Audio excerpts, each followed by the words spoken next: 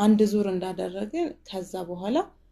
ሁለተኛ ዙር ምናምን ለመጀመር በመሃል እኔ ያው ወደ መታጠቢያ ቤት ልግባ ምናምን ብዬ እጂ ታጥቤ ስመጣ እያለቀሰ አገኘሁት እኔም አልገባኝም ለምን በቃ እያለቀሰ የሆነ ማልቀስም ሲባል የሆነ ቀለል ያለ ያለ ነው የሚያለቅሰው ምናልባት አንተ ስንፈቴው ወሲብ ሊሆን ይችላል እሱን ነገር ደግሞ የምናልባት ስንፈቴው ወሲብ እኮ ታዲያ እሱን እኮ እየነገርኩ ነው መፍትሄ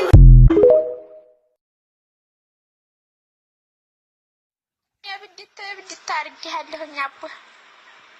መጨረሻ ነው ትላለህ ሰው ወዴ ልከር ነው አረ መጨረሻ እንዳይሆን እንቀጥልበት መጨረሻ ነው ትላለህ ሰው እኔ ላውን ጉብ ብዬ እንዲው እልም ላርግብህ አቡ እሺ እና አትጥፋ መጨረሻ ነው አትበል በቀበል ቦታ ማርያምን ነው ከንፈር የምትየመጣኝ ተሰገርኩ ምን ይሻላል እናንተ ናችሁ ደግሞ ከንፈርሽ እያላችሁ ደግሞ አንድ ቦታ ራሱ አይቀየርም ይመታኝ አንድ ቦታ በምን ላጥፋው ምን ላድርገው እቺ እንደዚህ ያረግ ቦታ አይቀየርም አንድ ቦታ ነው የሚመጣ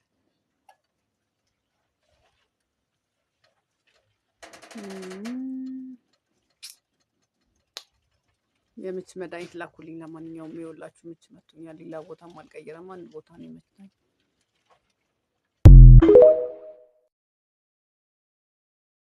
አለማገር ከመጣው በኋላ ማለት ነው ያስቀየምኳችሁ ሰዎች አረባሪሽ ተቀይሯል የምትሉኝ ሰዎች ማለት ነው ሆርሞን ሲቀየር ባህሪም አብሮ ይቀየራል ይባላልናስ ይሄ ነገር በብዛት ያው እርጉዝ ሴቶች ላይ ነው ሆርሞን መቀየር የሚከሰተው በብዛት ማለት ነውና ያው እኔ አልገዢ አይደለም ግን ሐረብ ሀገር በራሱ አየሩ ሲቀየር ሆርሞን ይቀይራልና ሆርሞን የተቀየረው ሊሆን ስለሚችል ማለት ነው በክፋት ሳታዩብኝ እንደ ፕራንክ ቆጥራችሁ ለፉልኝ እሺ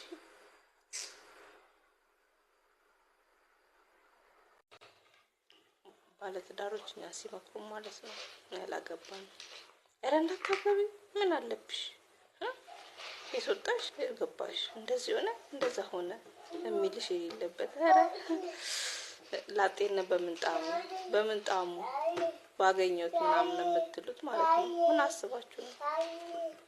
ማንን ቆሞ ለማስቀረት ነው እውነታችሁን ነው አጣጥመሽ እንደ ከረሜላ የኖርሽ ኑሮሽን እኛን እንደዚህ ትያለሽ ደፋር እነሳ በጣም ይደክመኛል በጣም ማለት ነው ቀኑን ልሰራ የማይደክመኝ ድካም ስሜት ጠዋት ስነሳ በቃ የለውም ለዲቱ ሙሉ በቃ ስራ ላይ የዋለሱ ያደረ ይመስል ማለት ነው ለበቃ መነሳት ሁሉ የሚያቅተኝ ምናምን ነገር እና ረጅም ሰዓት ለብተኛ አጭርም ሰዓት ብተኛ ድካሙ በቃ እንደዛው በቃ